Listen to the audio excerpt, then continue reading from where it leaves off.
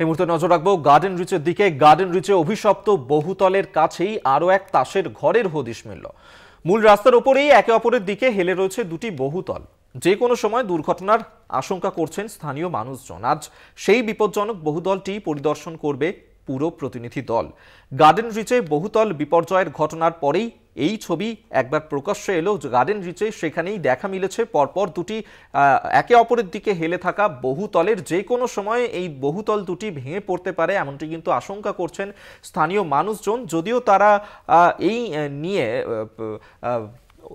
মুখ খুলতে চাইছেন না খুব একটা, তবে তারা অভিযোগ করছেন যে এইভাবে একাধিক বহুতল সেখানে গড়ে উঠেছে যা বেআইনি, এমনটাই কিন্তু অভিযোগ করছেন তারা। বিপজ্জনক বহুতলটি পরিদর্শন করবেন আজকে পুরো প্রতিনিধি দল। সেই ছবি এই মুহূর্তে দেখাচ্ছি আপনাদেরকে। দুটি বাড়ি বহুতল একে অপরের দিকে হেলে রয়েছে। যেখানে আমরা গত রবিবারই মধ্যরাতে দেখেছিলাম গার্ডেন রিচে একটি বহুতল ভেঙে পড়ে এবং যার কারণে 10 জনের মৃত্যুর ঘটনাও ঘটেছিল। তারপরেই ফের একবার এই ধরনের বিপজ্জনক ছবি, বিপজ্জনক বাড়ির ছবি প্রকাশ্যে এসেছে।